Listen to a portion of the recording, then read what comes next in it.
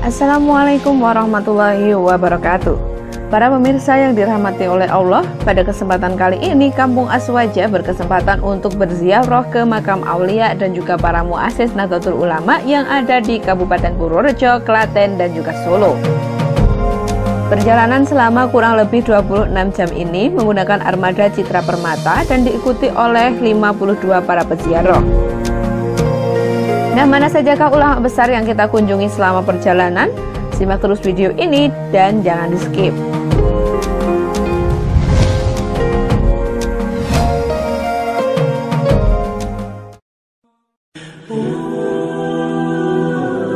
Salah satu ulama yang kita kunjungi di awal perjalanan adalah makam Kiai Haji Raden Zainuddin Syafi'i di Desa Solotiang.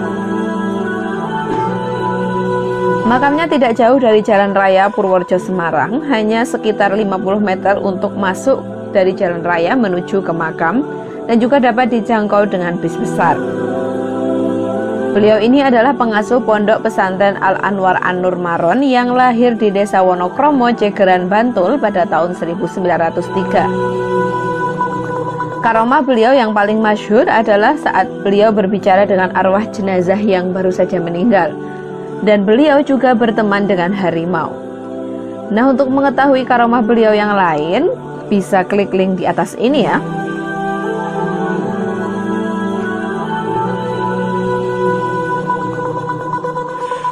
Perjalanan berikutnya dilanjutkan ke makam wali yang berada di Desa Melangi, Kabupaten Sleman, yaitu Kiai Nur Iman. Beliau ini adalah salah satu kiai yang memiliki peran besar pada masa-masa era Kerajaan Mataram Islam di daerah istimewa Yogyakarta. Kiai Nur Iman atau yang bernama Raden Mas Sandio merupakan putra dari Sri Susuhunan Prabu Amangkurat Jawa keempat, penguasa Kerajaan Mataram di Kartasura yang lahir sekitar tahun 1720-an. Menurut riwayat, nama Desa Melangi sendiri beliau ambil dari singkatan Meling-Meling Turwangi, yang artinya itu bersinar dan juga harum. Hal ini didasari pada penglihatan beliau akan sebuah wilayah yang disinggahi saat itu bercahaya dan juga harum. Kemudian didirikanlah sebuah masjid bercorak Jawa Islam yang masih berdiri hingga saat ini. Di masjid inilah para rombongan setelah selesai berziarah melaksanakan sholat duhur dan makan siang.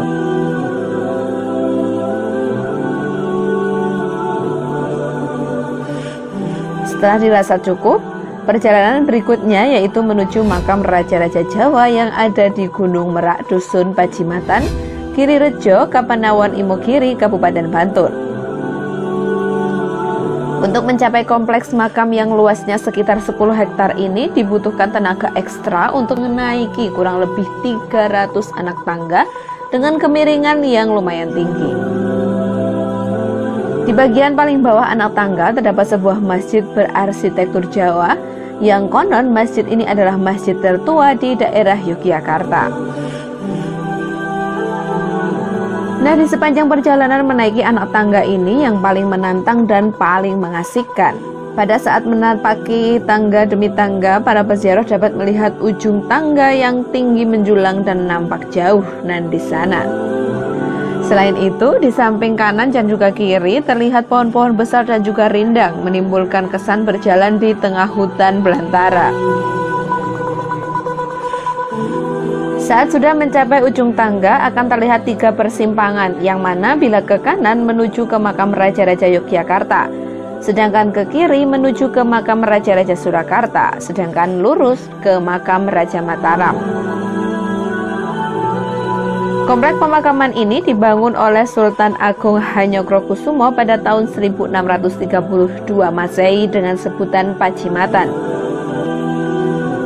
Sebutan Pajimatan ini asalnya dari kata jimat yang memiliki arti pusaka. Dalam konteks ini, sosok raja kerajaan Mataram Islam yakni Sultan Agung, seorang raja yang pertama kali dimakamkan di komplek ini, menjadi leluhur serta pusaka bagi dinasti kerajaan Mataram. Setelah melantunkan tahlil, kita beristirahat dan juga sudah merasa cukup.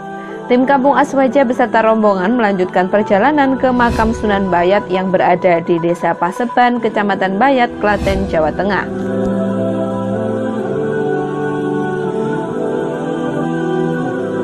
Sunan Pandanaran merupakan salah satu wali penyebar agama Islam di daerah Tembayat pada zaman Kerajaan Demak.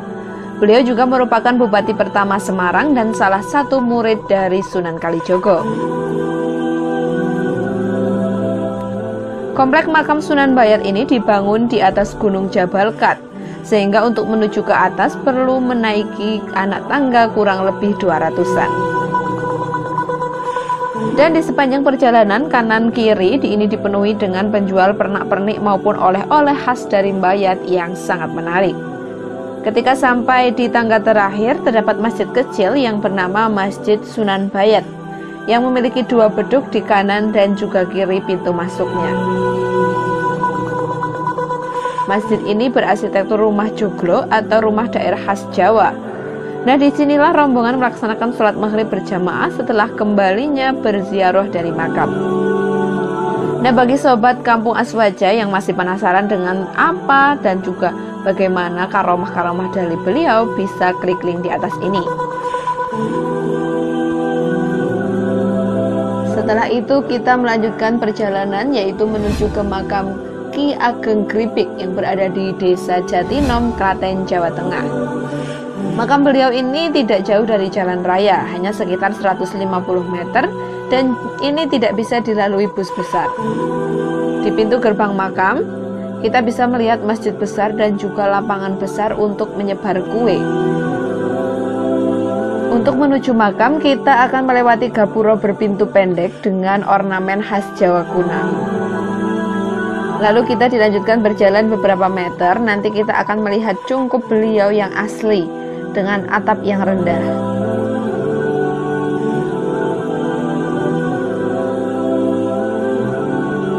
Nah, ini setelah selesai berziarah, kita bisa melihat penjaga yang menjual jajanan khas kue seperti ini. Nah, inilah yang menjadi ciri khas Ki Ageng Gripik dalam berdakwah, yaitu dengan membagikan kue dan sembari mengucapkan kalimat Ya Qawiyu. Kalimat Ya Qawiyu dan terusannya dibaca sebagai doa untuk meminta kekuatan kepada Allah.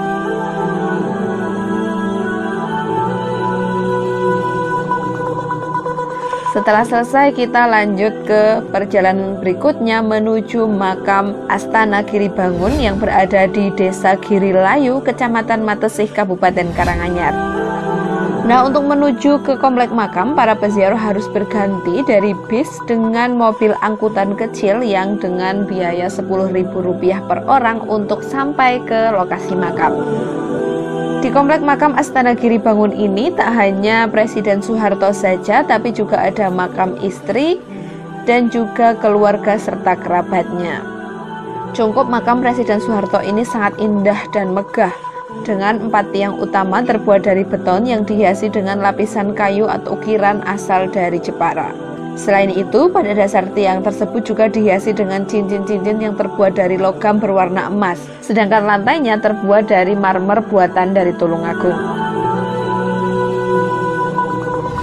Perjalanan yang terakhir kita tutup dengan mengunjungi makam Joko Tingkir yang ada di Dusun 2, Desa Gedongan, Kecamatan Pelupuh, Kabupaten Sragen, Provinsi Jawa Tengah. Dan tanpa terasa, sesampainya di lokasi, waktu sudah menunjukkan pukul 3 pagi. Suasana komplek makam masih sangat sepi. Nah, di depan makam ini terdapat parkiran yang bisa dibilang ini tidak terlalu luas ya, dan dengan kondisi yang sangat becek seperti ini. Lalu untuk menuju makam, seperti biasa para peziarah mengambil air wudhu terlebih dahulu dan kemudian melantunkan doa dan juga tahlil.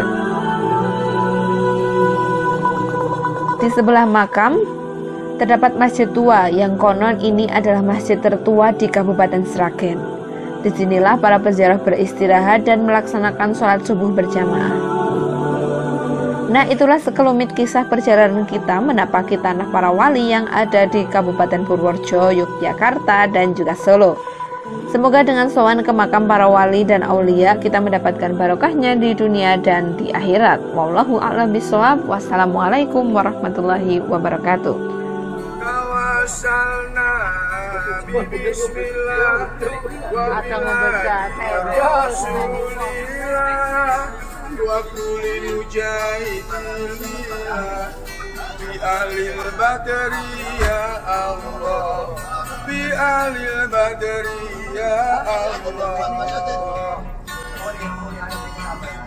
ilahi salimil ummah minal afati wa nikmah wa min amin wa min kuma bi alil badri ya Allah bi alil badri ya Allah.